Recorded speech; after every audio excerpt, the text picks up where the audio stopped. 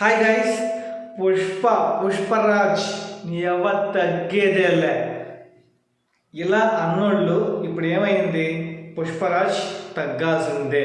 ఎందుకంటే పుష్పరాజ్ ఇప్పుడు ఇక్కడ కొటేషన్ ఏంటంటే, వైల్డ్ ఫైర్లో కాలిపోతున్న పుష్పరాజ్ దాన్ని ఆర్పడానికి రావాల్సింది ఎవరు, వచ్చేది ఎవరు అనే టైప్లో అయితే ఉంది ఇప్పుడు సిచ్యువేషన్.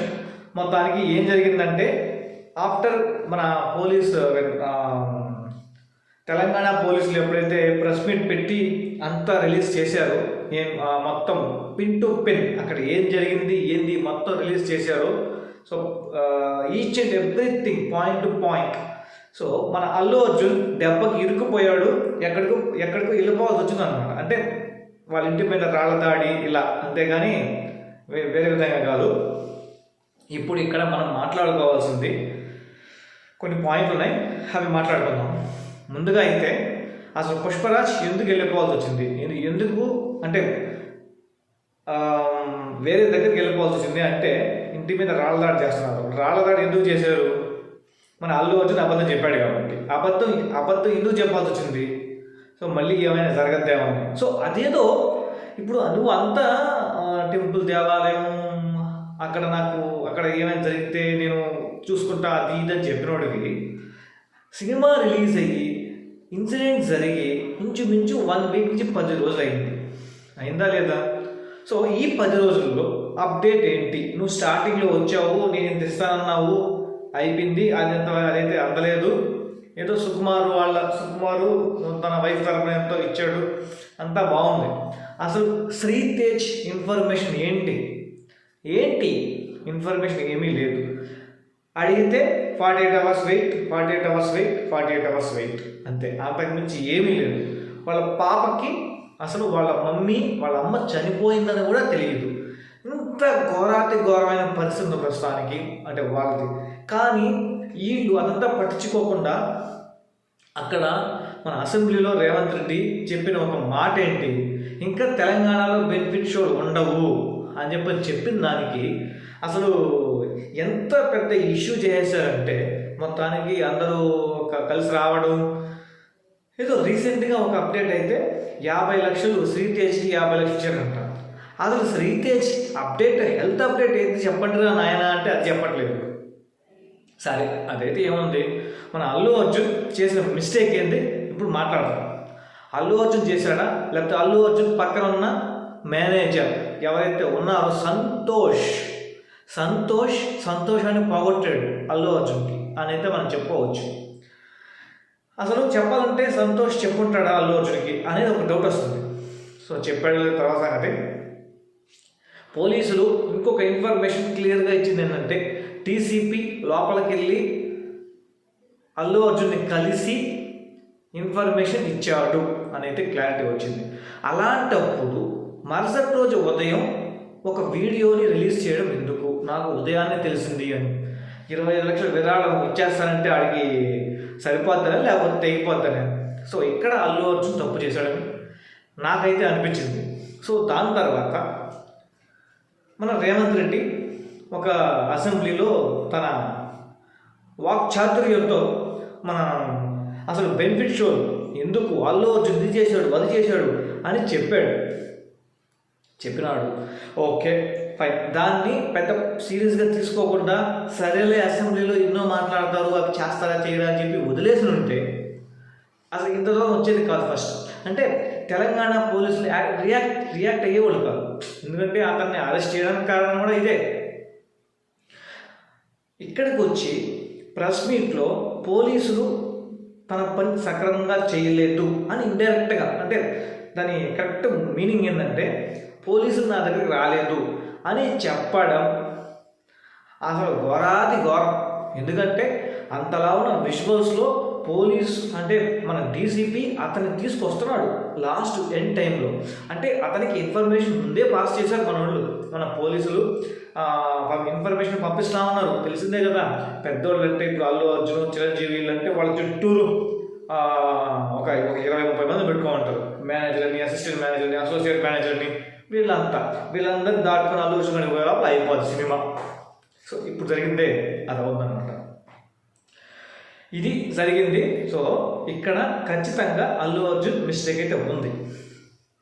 అది సో అక్కడ అబద్ధం చెప్పడం ఒక మిస్టేక్, అలాగే పోలీసుల్ని దీంట్లో ఇరికించడం ఇంకొక మిస్టేక్. సో పోలీసులు ఏంటంటే మొత్తం ఉన్నది లేనిది మొత్తం ఆధారాలతో సహా బయటపెట్టేశారు, అయిపోయింది. ఇంకా అందువల్ల రాళ్ళదాడి చేశారు. సో ఇక్కడ ప్రజలు తెలుసుకోవాల్సింది ఏంటంటే బెనిఫిట్ షోలకి ఇలాంటి హీరోస్ వస్తే చూడొచ్చు, కాదనట్లేదు, కానీ దూరం నుంచి కూడా చూడొచ్చు కదా, వాళ్ళు మనలాంటి మనుషులే కదా.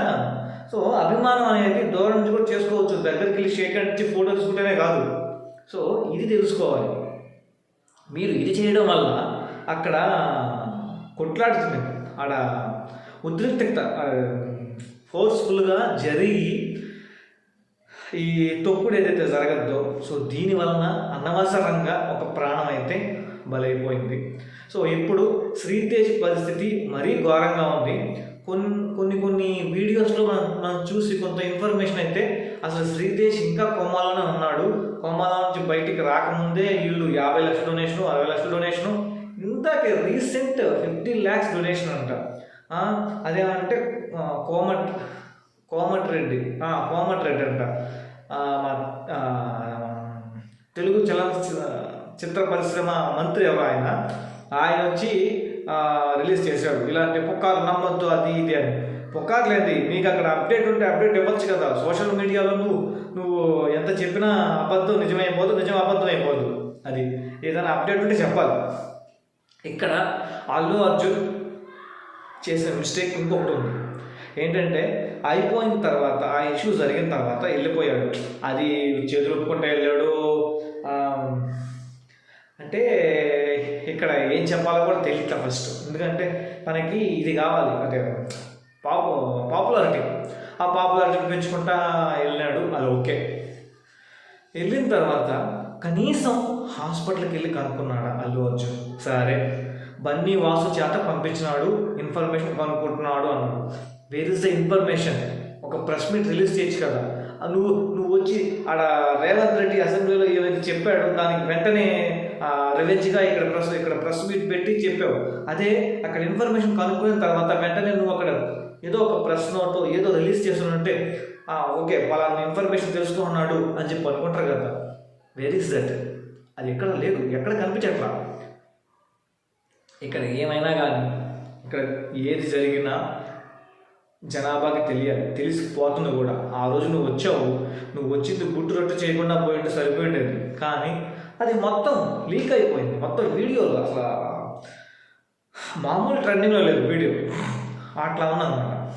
ఇంకా ఇక్కడ అల్లు అర్జున్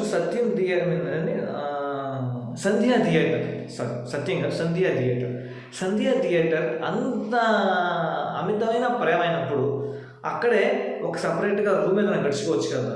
రూమ్ గడుచుకొని దానికి ఒక మార్గం ఏర్పాటు చేసుకోవచ్చు కదా. అలాగే ఏదైనా ఫ్లైట్ పెట్టుకోవచ్చు కదా. సో ఈ విధంగా నార్మల్ ఏదైతే వే ఉందో అంటే వచ్చి ఆ జనాభా అంతా అప్పటి వరకు కంట్రోల్లో ఉన్న జనాభా ఒక్కసారిగా పైకి వచ్చేసి అక్కడ ఉద్రిక్తత ఏర్పడి అక్కడ ఆ తొక్కిసలాటలో ఒకరు చనిపోయారు.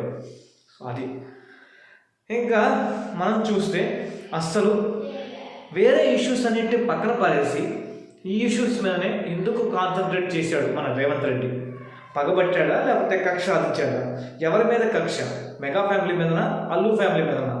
సరే, అల్లు ఫ్యామిలీ మీద కక్ష ఎందుకు అంటే జస్ట్ ఈ పాయింట్ మీరు రాంగ్ అనుకోవద్దు, జస్ట్ థింక్ చేయండి. ఇంతకుముందు మెగా ఫ్యామిలీకి అల్లు ఫ్యామిలీకి కొంచెం మనస్పర్ధలు, గొడవ కాదు మనస్పర్ధలు. సో అలాంటప్పుడు మన పవన్ కళ్యాణ్ మన టీడీపీ పార్టీ, సో ఇది యాక్చువల్గా పొలిటికల్ సైడ్ వెళ్ళిపోయింది కాబట్టి ఖచ్చితంగా అల్లు అర్జున్ని తొక్కి నారతేస్తున్నారు అనమాట. బేసిక్గా చెప్పాలంటే అల్లు అర్జున్ తప్పెంతుందో వచ్చిన ఆ షోకి వచ్చిన వాళ్ళు కూడా అంతే తప్పుంది. అఫ్కోర్స్ అది ప్రాణం పోయినా సరే మనం దాన్ని యాక్సెప్ట్ చేయాల్సిందే. బట్ ఎనీవే అక్కడ ప్రాణం పోయింది కాబట్టి దానికి ఏదో ఒక రెస్పాన్సిబిలిటీ తీసుకోవాలి. అది ఇక్కడ దాని తర్వాత ఇది పొలిటికల్గా వెళ్ళింది కాబట్టి మనం మెగా ఫ్యామిలీ తరఫున టీడీపీ పార్టీ.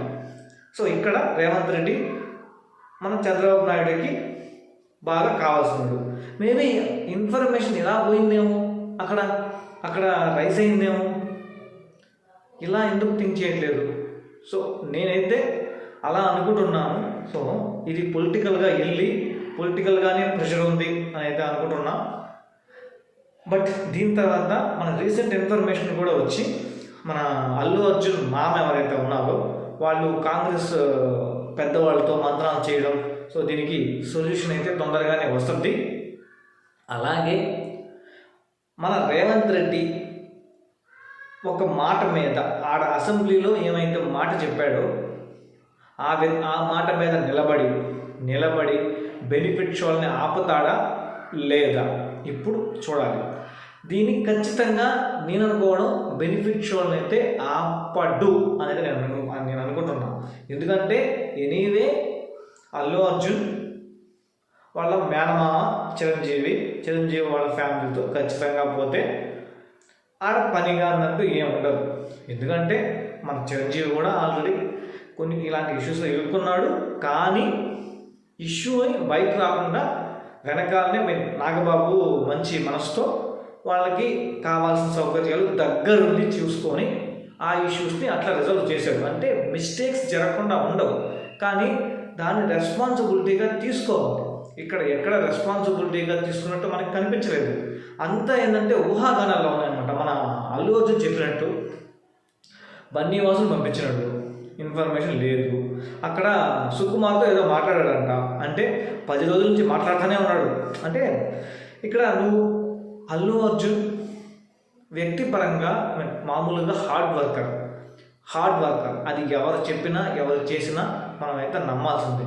కానీ కొంచెం పేరు వచ్చే లోపల ఏదైతే హెడ్ వెయిట్ ఉందో మళ్ళీ చెప్తా, హెడ్ వెయిట్ ఉందో ఆ హెడ్ వెయిట్ వల్ల ఈ పరిస్థితి తెచ్చుకున్నాడు. ఈ హెడ్ వెయిట్ కొంచెం తగ్గి మళ్ళీ నార్మల్గా మారిపోతే మాత్రం it's not a big issue. So ఖచ్చితంగా ఈ ఇష్యూ అయితే మరో 1 or 2 డేస్లో అయితే రిజాల్వ్ అయిపోద్ది.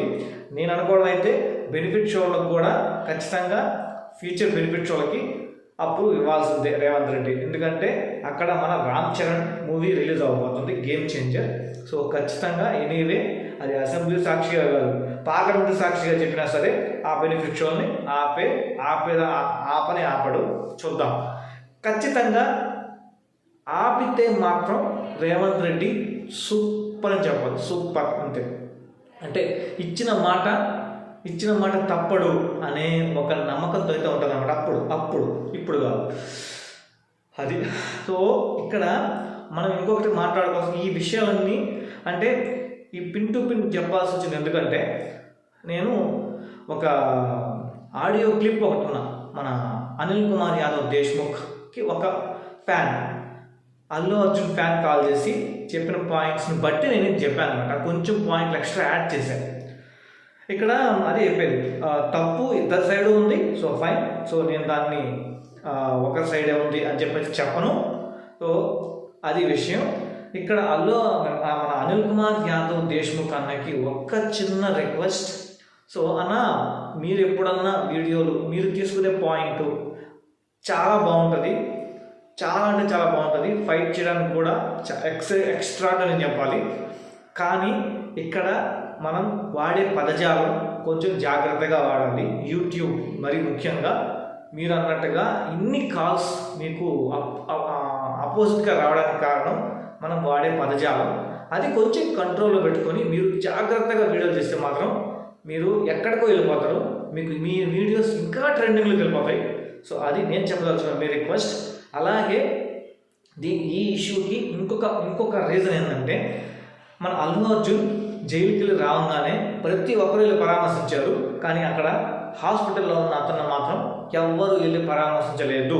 దీనికి జగపతి బాబు కూడా రీసెంట్గా నేను ఈ విధంగా షూటింగ్ నుంచి వచ్చాను, పోయి పరామర్శించాను, బాగుంది అదే చెప్పాడనమాట. కానీ అది ఎంతవరకు నిజం అనేది అయితే మనకి చూడాలి. సో ఇంతే ఫ్రెండ్స్ ఈ వీడియోలో. సో మరి నెక్స్ట్ వీడియోతో అయితే మీ ముందుకైతే వచ్చేస్తాను. Until then thank you, bye bye.